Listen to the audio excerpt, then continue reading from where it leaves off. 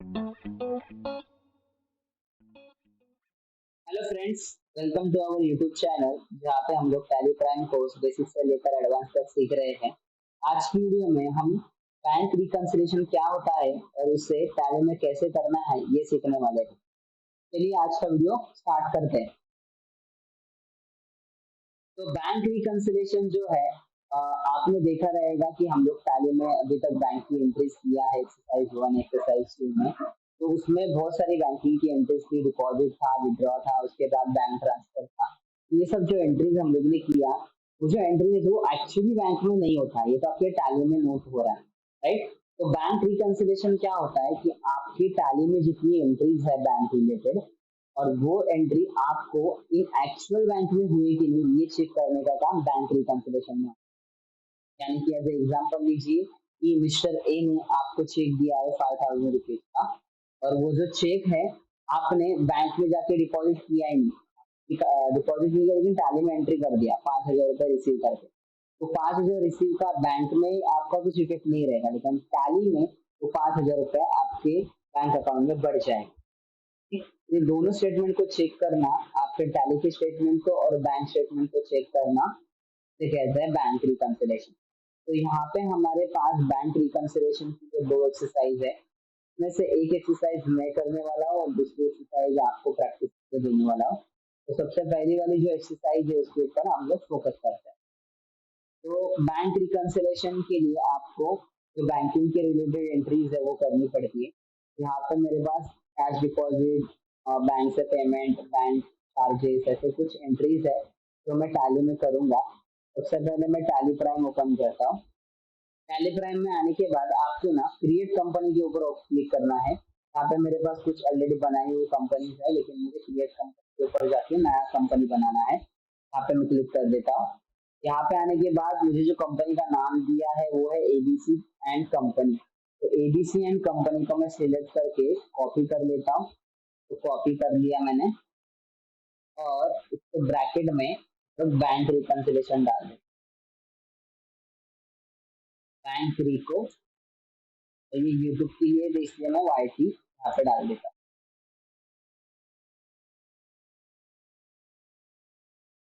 मुझे ये याद रहेगा कंपनी। उसके बाद स्टेट मुझे बोला है महाराष्ट्र अपना स्टेट है, हम लोग सिलेक्ट करेंगे। यहाँ पर फाइनेंशियल ईयर एक अप्रैल 22 है, पेंट पेंट करके इसको सेव करेंगे। तो हमारा सक्सेसफुल यहाँ पे कंपनी क्रिएट हो चुका है।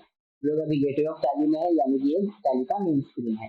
तो इसके आगे हमें क्या करना है, इसके आगे हमें ये जो एंट्रीज दी गई है जो बैंक रिलेटेड है, ये हम लोग एक एक पास करेंगे अपने टैली में। तो इसको पास करने के लिए हम लोग वाउचर्स में आएंगे और ये चेक करेंगे कि एंट्री कौन से वाउचर में फिट होता है। तो सबसे पहले तो आपको यहाँ पे दिया गया है कि 5 अप्रैल 2022। ये जो डेट है ये डेट को इग्नोर कर दीजिए, फिलहाल एजुकेशन मोड में हम लोग को डेट चेंज करने के लिए नहीं मिलता है। एजुकेशन मोड में आप सिर्फ मंथ की फर्स्ट डेट जो होती है, तो मैं F2 करूंगा यहाँ पे। तो F2 करने के बाद मुझे वाउचर डेट मिल जाता है। तो वाउचर डेट जो है ये मैं मंथ की फर्स्ट एंड सेकेंड डेट ही यूज कर पाऊंगा। बाकी डेट हम लोग को लॉक रहता है, हम लोग यूज नहीं कर पाएंगे, क्योंकि ये एजुकेशन मोड के पर्पज के लिए यूज करेंगे। हम लोग सभी एंट्रीज 1 अप्रैल 22 को पास कर देंगे, जो भी एंट्रीज है 1 अप्रैल 22 को पास कर देंगे। तो यहाँ पे आपको 2022 लेना है, ना कि 20 लेना है। तो यहाँ पे आपको अकाउंटिंग का स्टेटमेंट भी दिया गया, ये अप्रैल मंथ का स्टेटमेंट है। तो ये जो एंट्रीज है ये आपके टैली में हो चुकी है, एंट्रीज टैली वाली एंट्रीज है। और आपको यहाँ पे नीचे ये पासबुक दिया गया है स्टेट बैंक ऑफ इंडिया का। ये आपको प्रिंटेड स्टेटमेंट है, ये बैंक स्टेटमेंट है जो एक्चुअल बैंक में एंट्री हुई है। और ये ऊपर वाले जो आपको दिख रहे हैं ये सब एंट्रीज आपको टैली में होंगी। तो हम लोग क्या करते हैं, टैली वाली एंट्रीज पहले कंप्लीट करते हैं। तो टैली वाली एंट्रीज कंप्लीट करने के लिए हम लोग क्या करेंगे, सबसे पहले कैश डिपॉजिट उन्होंने एंट्री दी है, तो कैश डिपॉजिट एंट्री आती है कॉन्ट्रा में। और यहाँ पे आपको दिया गया है कैश, तो क्रेडिट में आएगा 25,000। क्रेडिट में क्यों आता है, तो गोल्डन रूल्स के हिसाब से रियल अकाउंट का रूल है, कैश गोज आउट होता है तो क्रेडिट में चला जाएगा। ठीक? और डेबिट में आपको एक बैंक बनाना पड़ेगा। सो बैंक का नाम हम लोग ने नीचे देखा था, स्टेट बैंक ऑफ इंडिया। यहाँ पे दिया गया है स्टेट बैंक ऑफ इंडिया, हम लोग बनाएंगे बैंक। और इसी करता हूँ मैं ऑन द स्पॉट ये बैंक बना देता। और इसी ये जो है शॉर्टकट की है आपको ऑन द स्पॉट कुछ भी लेजर स्टॉक आइटम क्रिएट करने के लिए। क्रिएशन का शॉर्टकट। तो बैंक आपका आता है बैंक अकाउंट में, तो मैं एंटर एंटर करके सेव करता हूँ, फिलहाल मेरे पास बाकी डिटेल्स नहीं है। और इसको मैंने बैंक में 25,000 कैसे डिपॉजिट किया, तो 2,000 का मैं ले लेता हूँ कल, और 500 का दोनों, तो इस प्रकार मेरा 25,000 हो गया। इसको भी एंटर एंटर करके मैं सेव कर देता हूँ, नरेशन में नंबर 1 डाल के सेव करता हूँ। ये मेरा पहला एंट्री हुआ। अभी आपको ये एंट्री देखना है तो डे बुक में आना पड़ता है, ये हम लोग ने प्रीवियस वीडियो में भी देखा है। तो आपको ना कैश बैलेंस नेगेटिव मिलेगा, इसका कारण है क्योंकि हम लोग को यहाँ पे किसी भी चीज का ओपनिंग बैलेंस दिया गया नहीं है। तो आपका कैश बैलेंस नेगेटिव आता है तो भी चलेगा, हम लोग को अभी फिलहाल बैंक के ऊपर फोकस करना है, बैंक की इंटरेस्ट के ऊपर ओनली फोकस। उसके बाद वेंकट को पेमेंट बोला है, तो हम लोग क्या करेंगे, F5 पेमेंट कहाँ पे आता है, F5 में आता है। और वेंकट को अगर पेमेंट करना है तो वेंकट जो है ये आपका क्रेडिटर हो जाएगा, क्योंकि क्रेडिटर जो रहता है वो हमारा सप्लायर रहता है, उसको हम लोग पेमेंट करते हैं। तो इसका 18,000 का पेमेंट हम लोग को करना है।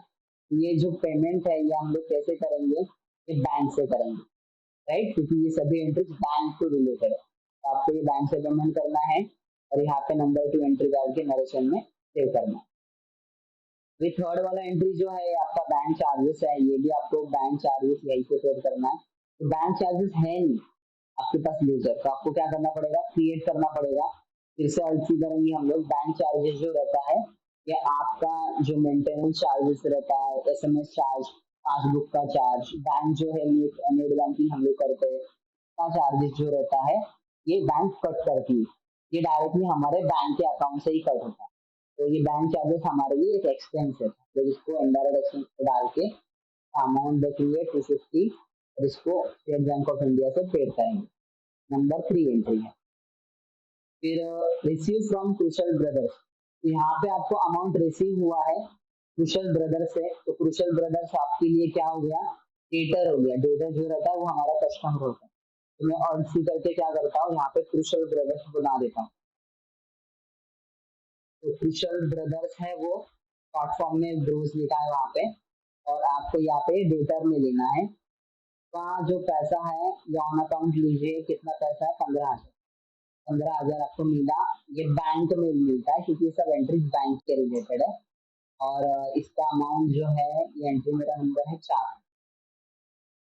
ये जो भी एंट्री पास की आप डे बुक में जाके चेक कर सकते हो, राइट है कि रॉन्ग है, कुछ चेंजेस करना है तो आप यहाँ पे चेंजेस कर सकते हो।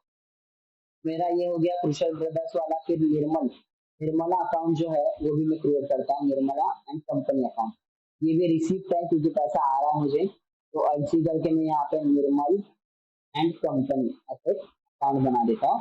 निर्मल एंड कंपनी भी डेटर ही है, पैसा आ रहा है आपको, तब 12,000 रुपये का कुछ अमाउंट है, तो आप 12,000 का अमाउंट डालिए और इसको बैंक से आपके पास ले लीजिए। ये एंट्री मेरा 5 नंबर हो जाएगा। तो 5 नंबर होने के बाद रमेश को पेमेंट करना है, पेमेंट वाला एंट्री हमारा ऑलवेज पेमेंट वाउचर में जाता है, राइट।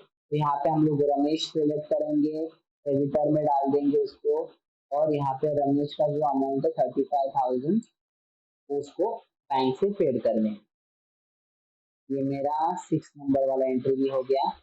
के बाद निर्मला को पेमेंट है, अभी यहाँ पे आपको दिखेगा कि निर्मला से रिसीव भी था, निर्मला को पेमेंट भी है। इसका मतलब क्या हुआ कि ये जो ऐसी पार्टी है जिससे हम लोग माल परचेज भी करते हैं और इसको माल सेल भी करते हैं, माल या सर्विस कुछ भी, आप क्या करते हो, इसे परचेज भी करते हो या सेल भी करते हो, प्रकार से ये पार्टी है। तो आप इसका अंडर चेंज मत कीजिए या फिर नया कुछ लेजर मत क्रिएट कीजिए, जो है हमारे पास वही हम लोग लेजर यूज करेंगे। इसके लिए आपको पेमेंट में आना पड़ेगा, निर्मला का अकाउंट पहले से है, तो 12,000 रुपए का हम लोग अमाउंट लेंगे, एंटर करेंगे बैंक से उसको, तो ये उसका पेमेंट कर देंगे। तो ये आपका एंट्री हो गया निर्मला वाला, पेमेंट वाला था। उसके बाद फिर से बैंक चार्जेस है आपको, तो बैंक चार्जेस है 100 रुपीज का। तो ये 100 रुपीज का जो बैंक चार्जेस है ये भी आपको पेड करना है, तो ये भी आप पेमेंट से पेड करोगे, 100 रुपीज लोगे। बैंक चार्जेस ऑलरेडी बना हुआ था आपके पास, सिलेक्ट करना है और इसका एंट्री पास आउट करना है। उसके बाद कैश डिपॉजिट है, तो कैश डिपॉजिट यानी कि कॉन्ट्रा में एंट्री आएगा, डिपॉजिट विड्रॉ एंड ट्रांसफर तीनों भी एंट्री कॉन्ट्रा में आता है, ये ध्यान में रखिए। उसके बाद आपको कैश डिपॉजिट करना है, तो कैश जो है आपको क्रेडिट में लेना पड़ेगा, अमाउंट है उसका 15,000, डेबिट में आपको बैंक लेना पड़ेगा। कैश नेगेटिव आने वाला है क्योंकि हमारे पास उसका कुछ ओपनिंग बैलेंस है नहीं, तो ये भी एंट्री आप पास कर दीजिए। फिर पेमेंट टू महेश, तो महेश को पेमेंट करना है। महेश का हमारे पास कोई भी अकाउंट क्रिएटेड नहीं है, तो हम लोग इसको on the spot account create करेंगे, महेश अकाउंट, और ये जो है क्रेडिटर है, महेश को हम लोग क्रेडिटर लेंगे, उसका अमाउंट डाल देंगे 16,000 रुपया, और क्रेडिट में हम लोग डाल देंगे बैंक। तो जिनको अंडर ग्रुप में प्रॉब्लम आता है, अंडर ग्रुप कैसा होता है या फिर लेजर कैसे क्रिएट करते हैं, तो आप ना आई बटन के ऊपर दिए हुए लिंक के ऊपर क्लिक कीजिए, आप लेजर क्रिएशन वाला वीडियो देखेंगे तो आपको लेजर क्रिएशन करते वक्त प्रॉब्लम नहीं आएगा। तो ये वाला भी हम लोग सेव कर दिए एंट्री। तो बाद निर्मला, निर्मला से रिसीव है, तो रिसीव में जाएगा ये एंट्री। रिसीव में आने के बाद निर्मला का अकाउंट आपको लेना है, अमाउंट 18,000 ही है अमाउंट है, और ये बैंक से एंट्री हम लोग पास कर देंगे। इस प्रकार मैंने जो मेरी एंट्रीज की टैली में करने वाली सभी टैली वाली एंट्रीज कर दी है। ये आगे आपको क्या करना है, आगे आपको बैंक का स्टेटमेंट मिलेगा फॉर द करंट पीरियड, जो आपका पीरियड था अप्रैल टू 31 अप्रैल, 30 अप्रैल, तो ये 30 अप्रैल का जो बैंक स्टेटमेंट है, ये आपको आपके टैली के बुक से मैच करना। ये कैसे मैच करेंगे हम लोग, सबसे पहले तो आपको यहाँ पे ओपनिंग बैलेंस दिया गया है। ओपनिंग बैलेंस क्या होता है, ओपनिंग बैलेंस का मतलब है कि आपके बैंक में कितना बैलेंस था 31 मार्च को, ठीक। तो क्लोजिंग बैलेंस 31 मार्च का, ओपनिंग बैलेंस आपका 1 अप्रैल का होगा। तो 1 अप्रैल का ओपनिंग बैलेंस आपको मिल गया, तो आप ये टैली में डाल दोगे। ओपनिंग बैलेंस डालने के लिए आपको क्या करना पड़ता है, लेजर को अल्टर करना पड़ता है। फिल्टर में आओगे, लेजर में आओगे, बैंक को सिलेक्ट करोगे, और बैंक में लास्ट में आपको ओपनिंग बैलेंस का ऑप्शन मिलता है। तो यहाँ पे आके आप ओपनिंग बैलेंस डालोगे 24,350, अभी ये डालने के बाद अभी आप जो एंट्रीज है ये चेक करोगे। तो ये चेक करने के लिए आपको कहाँ पे जाना है, तो ये चेक करने के लिए आपको यहाँ पे बैंकिंग का अलग से ऑप्शन दिया गया है। तो ये जो बैंकिंग का ऑप्शन आपको दिख रहा है, ये आपको सिलेक्ट करना है। यहाँ पे आपको चेक प्रिंटिंग के ऑप्शन है, चेक रजिस्टर का ऑप्शन है, पोस्ट डेट समरी का ऑप्शन है, तो डिपॉजिट स्लिप का भी ऑप्शन है। तो ये सब आपको ऑप्शन दिए गए, इसमें आपको बैंक रिकंसिलिएशन का ऑप्शन सिलेक्ट करना है। ये सिलेक्ट करने के बाद आपको जितने भी आपके पास बैंक अवेलेबल रहेंगे वो आपको दिख जाएंगे। तो आपको अभी फिलहाल तो एक ही बैंक दिख रहा है, स्टेट बैंक ऑफ इंडिया, तो उसको आप एंटर करके सिलेक्ट करोगे। जैसे ही सिलेक्ट करोगे तो करंट पीरियड में आपने जितने भी एंट्रीज पास किए सभी आपके सामने आ जाएंगे। ये बैंक रिकंसिलिएशन का स्क्रीन है, तो टैली में हम लोग को बाय डिफॉल्ट एक फंक्शन के रूप में मिल जाता है। तो यहाँ पे कैसे में आया मैं फिर से बताता हूँ, बैंकिंग, बैंक रिकंसिलिएशन और अपना बैंक सिलेक्ट किया। यहाँ पे आने के बाद आपको ना दो डेट मिलता है, एक मिलता है इंस्ट्रूमेंट डेट और दूसरा मिलता है बैंक डेट। इंस्ट्रूमेंट डेट का मतलब है आपके टैली में वो एंट्री कब पास हुई, तो ये दोनों डेट अलग अलग हो सकता है, राइट। अगर आपको समझिए शाम को 7 बजे चेक मिलता है, आज तारीख है समझिए 22 तारीख है, तो 22 तारीख की शाम को आपको चेक मिलता है, तो आप शाम को जाके तो चेक डिपॉजिट नहीं करोगे, 23 तारीख को मॉर्निंग में करोगे। आपका टैली का डेट आएगा 22 तारीख, जिस दिन आपको चेक रिसीव हुआ, और नेक्स्ट डे जो है वो आपका बैंक का डेट आएगा जब डिपॉजिट हुआ, राइट। इस प्रकार आपको जो डेट्स है वो अलग अलग रहता है, बैंक का डेट और टैली का डेट। तो आपको ये इंस्ट्रूमेंट डेट का मतलब क्या है, आपका टैली का डेट, टैली में एंट्री कब हुआ, और बैंक डेट का मतलब है बैंक में वो एंट्री कब आया स्टेटमेंट के ऊपर, ठीक। तो आपको अभी क्या करना है, फिलहाल तो हम लोग डेट नहीं चेंज कर सकते क्योंकि ये एजुकेशन मोड है। तो आपको जो जो एंट्री आपके बैंक में मिल रहा है वो सिर्फ आपको यहाँ पे बैंक डेट में डालना है, तब सिर्फ चेक करना है। ये चेक कैश डिपॉजिट है 25,000 का, 25,000 बैंक डेट मुझे मिला, और 25,000 यहाँ पे मिला मुझे बैंक में, मैंने यहाँ पे अमाउंट के साथ वो बैंक डेट डाल दिया। सेम ऐसे ही आपको आगे करते जाना है। आउटवर्ड क्लियरिंग, आउटवर्ड क्लियरिंग मतलब 18,000 का आपने पेमेंट किया था सामने वाले को, तो उसका वेंचर का पेमेंट क्लियर हो गया बैंक से। ये भी आप क्या करोगे, पास करके सेम एंट्री मतलब सेम डेट डाल के उसका बैंक डेट डालोगे। बैंक डेट फिलहाल के लिए तो हम लोग सेम डाल रहे हैं, लेकिन आपको इन एक्चुअल कंपनी में जो दिया है वही बैंक डेट डालना है, ठीक। तो उसके बाद 250 का अमाउंट भी है जो बैंक में हुआ है ट्रांजेक्शन, जो ट्रांजेक्शन हुआ है इसलिए हम लोग क्या करेंगे, बैंक डेट डालेंगे। फिर 12,000 है अमाउंट, ये बैंक डेट डालेंगे। 35,000 अमाउंट है, ये भी हम लोग उसको चेक करके डालेंगे। तो ऐसे चेक करके आप डाल सकते हो। 12,000 अगेन अमाउंट है, तो ये क्या है, आउटवर्ड क्लियरिंग, इनवर्ड क्लियरिंग, फिर 100 रुपए का कुछ अमाउंट है। तो 100 रुपए का अमाउंट भी मुझे मिला।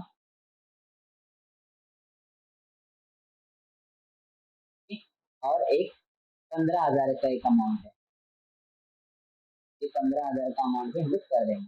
तो जैसे ही मैं 15,000 के अमाउंट तक आता हूँ, मुझे दिखेगा कि मेरा यहाँ तक ही एंट्री हुआ है। ये 16,000 जो है महेश का पेमेंट, वो नहीं दिख रहा है मुझे कहाँ पे भी। 16,000 का अमाउंट यहाँ पे है भी नहीं और दिख रहा भी नहीं है। उसके बाद ये जो निर्मला का रिसिप्ट है, ये भी मुझे नहीं दिख रहा है यहाँ पे। निर्मला का रिसिप्ट भी नहीं है। तब निर्मला से 2 बार हम लोग को रिसिप्ट मिला था। यहाँ पे एक रिसिप्ट है, यहाँ पे एक रिसिप्ट है, लेकिन एक ही बार उसका चेक क्लियर हुआ, एक बार उसका चेक क्लियर नहीं हुआ। राइट। तो इसकी वजह से इसका दोनों को बैंक डेट नहीं आएगा, क्योंकि ये बैंक में एंट्री हुआ ही नहीं। ठीक। तो आप चेक करोगे बैलेंस एज पर बैंक आपका है 26,000, तो आपको बैलेंस एज पर बैंक 26,000 नीचे मैच मिलेगा। ठीक। इस प्रकार आपका जो बैंक रिको है ये हो जाता है पूरे मंथ की एंट्रीज के लिए, और इसको आप एंटर एंटर करके सेव करोगे। तो सेव करने के बाद ये 2 ही एंट्री मिल जाती है यहाँ पे, क्योंकि आपको ये 2 एंट्री बैंक में नहीं मिला। अगर जब आपको ये बैंक स्टेटमेंट में आएगा, फ्यूचर आप जब बैंक स्टेटमेंट देखोगे, उसमें अगर ये एंट्री क्लियर होता है तभी आप इसका बैंक डेट डालोगे, अन्यथा इसका आप ऐसे ही रखोगे जब तक ये क्लियर नहीं होता। तो ये आपका बैंक रिकंसिलिएशन था, जो हम लोग ने इजी स्टेप में सीखा। इसी के साथ इसमें कुछ कॉन्फ़िगरेशन वाला सेटिंग रहता है, तो आप यहाँ पे आके कॉन्फ़िगरेशन में चेक कर सकते हो कि आपको नरेशन देखना है इसमें, या फिर कुछ बैक डेटेड अलाउ करना है रिकंसिलिएशन, ये तो बैक डेटेड आप अलाउ कर सकते हो। उसके बाद आपको नरेशन देखना है तो नरेशन भी देख सकते हो, तो नरेशन आपको दिखेगा।